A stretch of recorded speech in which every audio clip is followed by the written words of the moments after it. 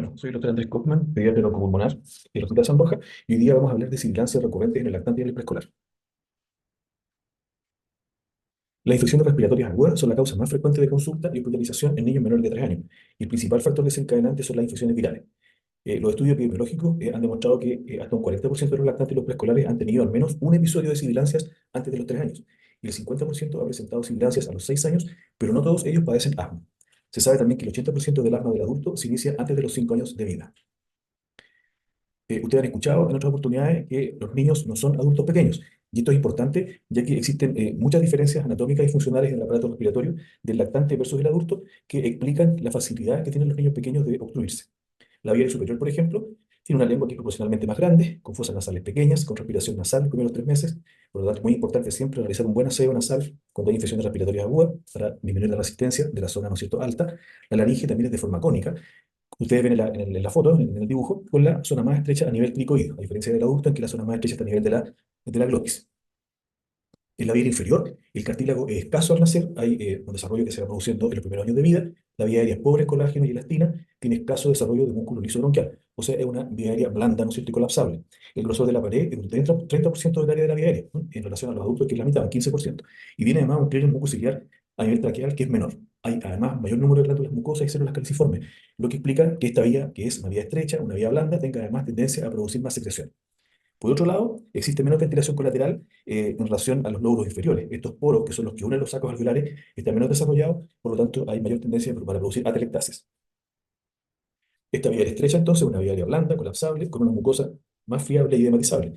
Y la ley de Musil dice que la resistencia de la vía aérea es inversamente proporcional a la cuarta potencia del radio. Y ustedes se fijan en esta foto en que un edema de 2 milímetros, o sea, de la mitad del diámetro, genera un aumento de la resistencia 16 veces. En el adulto, el mismo edema, al tener un diámetro de la vía aérea mayor, va generando una resistencia solamente 3 veces mayor. La pared torácica también tiene diferencias importantes. El tórax es pequeño y redondo. El esternón es blando y irascible. Las costillas son además horizontales, no son oblicuas. Hay poco desarrollo de los músculos intercostales y el diafragma, como vamos a ver, está elevado y tiene iniciación horizontal, lo que también tiene implicancias en la mecánica respiratoria. Ahí el tórax del lactante tiene costillas horizontales, a diferencia del niño mayor y el adulto, es que las costillas tienen una orientación oblicua. Esto es muy importante porque cuando se produce la inspiración, se produce un movimiento de ascenso costal en los niños grandes y adultos, que se llama movimiento de nasa de Walde. Y eso genera un aumento de la expansión del tórax, como se ve en la parte de abajo de la figura, que es mucho más importante en los niños grandes y los adultos. Lo que no ocurre en los lactantes, la expansión es menor. Y este diafragma que está inserto en forma horizontal es mucho menos eficaz para contraerse y por lo tanto va a generar una expansión menor de la caja torácica, a diferencia de cuando la inserción es oblicua, en que la expansión es mucho mayor. Hay algunas características funcionales también que son importantes en el lactante versus el adulto. Hay un reflejo que se llama el reflejo de Hering-Bremer, que está presente en el recién nacido y en los lactantes, y este en el fondo es un reflejo que permite evitar que el pulmón se colapse. O sea, hay un corte de la aspiración y evita el colapso pulmonar porque el tórax, al ser blando, va a tener siempre tendencia a colapsarse. Por lo tanto, este reflejo es un reflejo protector. El centro respiratorio también es inmaduro, lo que genera, ¿no es cierto?, que hay un riesgo de hipoxemia mucho más grave cuando el paciente hace alguna apnea, menos capacidad de respuesta. Hay mayor distensibilidad de la pared torácica en los lactantes que en los preescolares y también una menor distensibilidad pulmonar. Eso también es importante, ya que eso va a generar un cierre fisiológico mucho más rápido de las zonas que están menos ventiladas y por lo tanto va a generar una mayor tendencia a producir atelectasis. Esa característica entonces nos va a jugar en contra, ¿no? La resistencia de la vía aérea es menor de 2 milímetros, el 80% de la resistencia completa del aparato respiratorio. En adultos solamente es un 20%. Por lo tanto, es bien importante que estas zonas que son, digamos, periféricas, al obstruirse, van a generar una resistencia completa mucho mayor que lo ocurriría en una persona, ¿no es cierto?, más grande, un niño mayor o un adulto. Esta resistencia va disminuyendo con el tiempo, con el crecimiento, por lo que acabamos de ver, y en general en los lactantes la vía aérea es mucho más hiperreactiva. Hay una mayor reactividad, acuérdense como vimos delante, mayor cantidad de células productoras de moco, lo que va a generar que en cada infección viral va a haber una tendencia a la inflamación mucho mayor que lo que ocurre en edades posteriores. La fuerza de reacción elástica es menor, la que se opone a la contracción, o sea, la vía es menos estable, y el diafragma, importante esto, tiene una fibra muscular con menor capacidad oxidativa. Y esto generalmente en el periodo lactante es bien importante, sobre todo en los niños pequeños y los prematuros, y eso va a traducirse clínicamente que el paciente tiene mucha menor resistencia a la hipoxia y mayor tendencia a la fatiga, que en un niño mayor. Es importante que manejemos algunas definiciones que van a ir apareciendo en la presentación. Por ejemplo, sibilancia. La sibilancia es un sonido musical de alta tonalidad, semejante a un silbido. Es lo que en el fondo uno escucha cuando oculta a un paciente obstruido, o incluso si el paciente está muy obstruido puede escuchar la sibilancia, digamos, audible a distancia. Y esta manifestación lo que traduce es obstrucción de vía aérea pequeña o un flujo de aire a través de una vía aérea intratorácica que está estrecha. Síndrome bronquial obstructivo. Esta es una definición operacional que dice, ¿no es cierto?, que es un conjunto de manifestaciones clínicas caracterizadas por sibilancias, inspiración prolongada y tos de intensidad variable y que es provocado por diferentes etiologías. O sea, esto es una cosa absolutamente amplia que va a incluir todos los fenotipos que vamos a analizar. El síndrome bronquial obstructivo recurrente, el famoso SBOR o sibilancia recurrente, se refiere a 3 o más episodios de obstrucción bronquial durante los primeros 2 años de vida. La bronquiolitis es el primer episodio de obstrucción bronquial en un lactante menor de 2 años de etiología viral, generalmente virus incisional. Y el asma es la enfermedad crónica que presenta inflamación de la vía aérea con mastocitos, eosinófilos, linfocitos, obstrucción parcial o totalmente reversible e hiperreactividad bronquial. O sea, hay 4 elementos en la definición del asma: la inflamación crónica, la obstrucción bronquial difusa, la reversibilidad total o parcial y la hiperreactividad bronquial. ¿Cómo se clasifican las sibilancias recurrentes o el SBOR? Hay 2 maneras. Hay un patrón epidemiológico, que es el que está dado por los estudios de cohorte, ¿ya? Y el patrón clínico. El patrón epidemiológico, como decíamos, nos da una información más en retrospectiva, ¿ah? Son estudios longitudinales, existen muchos, ¿ah? Yo en la presentación solamente les voy a hablar de la cohorte de Tucson, que en el fondo es la más conocida, y esta información, como decíamos, nos va a dar una idea del comportamiento en el tiempo, ¿no? Por lo tanto, tiene más utilidad desde el punto de vista del estudio hacia atrás.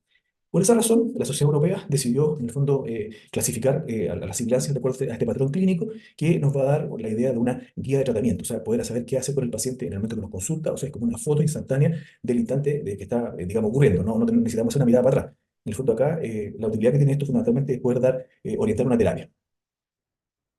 Como decíamos, el patrón epidemiológico está fundamentalmente dado a otros estudios de cohorte, y este es el estudio de Tucson, que es uno de los más trascendentes, liderado por un médico chileno, el doctor Fernando Martínez, que el año 1980, en el fondo, se inició reclutando a 1.246 recién nacidos en ese periodo, 884, y la idea fue evaluar la presencia de sibilancias a los 3 y a los 6 años. Como decíamos, esto nos va a dar una información de un patrón temporal en retrospectiva. Se evaluó la función pulmonar a través de la medición del flujo máximo a nivel de la capacidad de resolución funcional, y esto se hizo en el 10% de los lactantes. Esta medición se hizo con una chaqueta inflable en que a los lactantes se les hacía una compresión y el flujo expirado con esta compresión tenía, en el fondo, traducía el calibre de la vía aérea.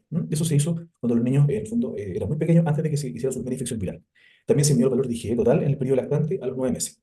Y ellos identificaron como 4 grupos. El primer grupo, que era el grupo que no tuvo sibilancias nunca, ni a los 3 ni a los 6 años, fue el 50% del grupo completo. O sea, la mayor parte, la mitad de los niños no sibilaron nunca, ni a los 3 ni a los 6 años. El 20% sibiló solamente hasta los 3 años, pero ya a los 6 no sibilaba. Eso se definió como sibilante transitorio. El sibilante tardío era aquel que no sibiló a los 3, pero sí a los 6, y el persistente es el que sibiló a los 3 y a los 6. O sea, se identificaron estos 4 fenotipos que posteriormente se observó que existían algunas características, digamos, que los podían agrupar a unos en relación a los otros. Como decíamos, el grupo de los sibilantes transitorios por un lado y los persistentes por otro tenían características distintivas, no eran similares. Los niños que tenían sibilancia transitoria, los que en el fondo se habían sibilado hasta los 3 años y después ya no sibilaban, nacían con una función pulmonar medida por el Max y FIRC, que era más baja, o sea, disminuida, ¿no? Y esta se observó después que mejoraba con el tiempo, pero inicialmente era baja, o sea, era una vía aérea de menor calibre, estrecha. El persistente, en cambio, nacía con una función pulmonar normal, pero con el tiempo, hasta los 6 años, se observaba un deterioro. Se midió también IgE total de cordón a los 9 meses y a los 6 años, el transitorio era normal, y en el persistente estaba aumentado a los 9 meses y a los 6 años. El test cutáneo a los 6 años fue negativo en los transitorios y fue positivo en los persistentes. Había historia familiar de asma y atopia solamente en los persistentes, y había también relación con tabaco, fundamentalmente en los transitorios. O sea, estas características nos permitieron definir a este sibilante transitorio como un grupo en que la vía aérea era una vía aérea pequeña, estrecha, de poco calibre, y eso explicaba las sibilancias, y a medida que el paciente crecía, esta vía aérea también crecía y el paciente dejaba de sibilar. A diferencia del persistente, en que estábamos observando acá que había una predisposición genética al asma alérgico. Posteriormente, estos pacientes fueron seguidos hasta la adolescencia. Aquí a la izquierda se ve la primera curva, que son los sibilantes transitorios, que son los niños que dejaron de sibilar a los 3 años, y los persistentes eran los que seguían sibilando. Y si ustedes se fijan acá, hay como 2 brazos. Un brazo que nos dice que el paciente persiste con sibilancia incluso más allá de los 11 años, y esos niños tenían función pulmonar normal al nacer y disminuía a los 6 y a los 11 años, con una IgE elevada a los 9 meses y a los 6 años, con un test cutáneo positivo a los 6 años, y con antecedentes de asma y de hiperreactividad bronquial. Este fenotipo es el sibilante persistente atópico, que persiste hasta la edad adulta y es el asmático verdadero, el asmático alérgico TH2 eosinofílico. Por otro lado, había otro grupo que también era persistente, pero que declinaba hacia la preadolescencia y tendía a desaparecer.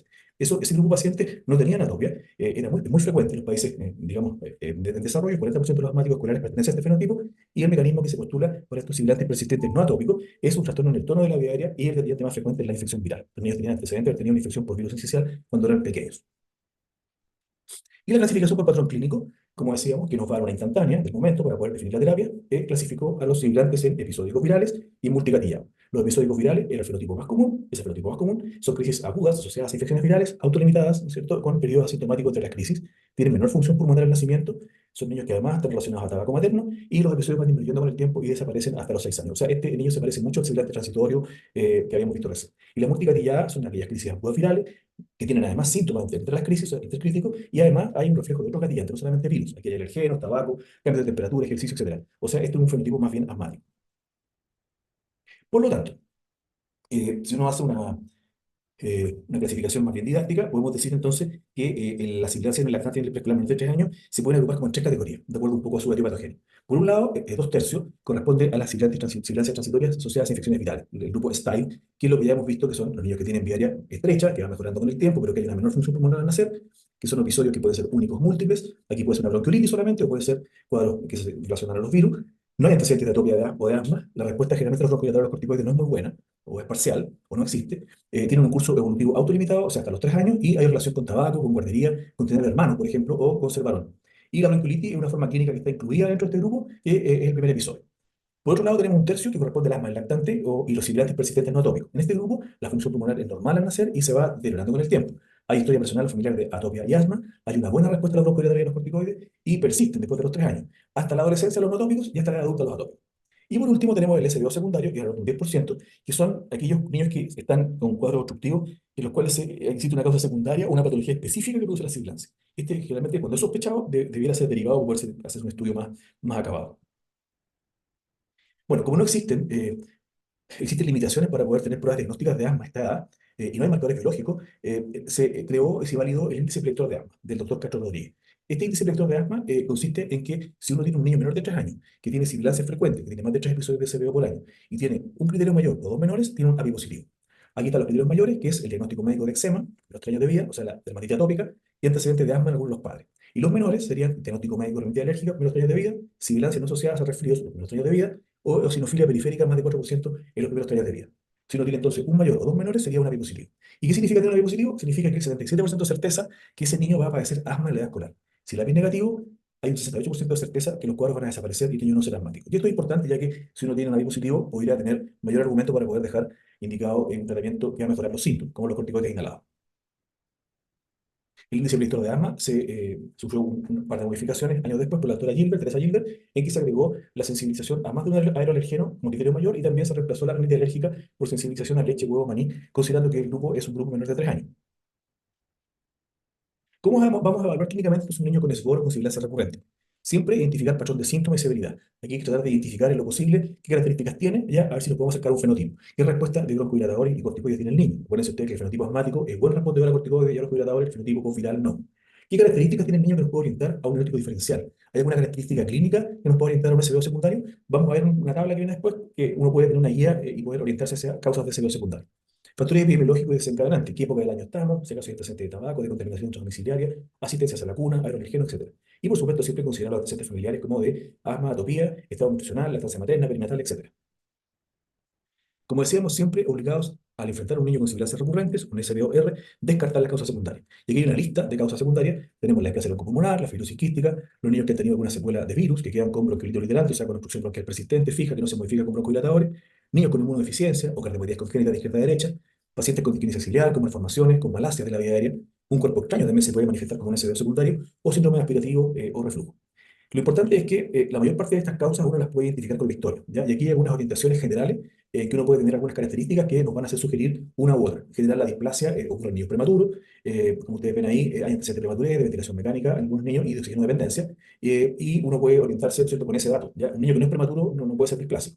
La fibrosis quística requiere alto índice de sospecha y estos síntomas que aparecen acá son cuando el paciente está prácticamente con un diagnóstico bastante claro, ¿no? Pero uno tiene generalmente siempre pendientes de sudor, aunque los síntomas de fibrosis quística no estén como están descritos habitualmente, ¿no? Es un diagnóstico que uno tiene que ir a buscar.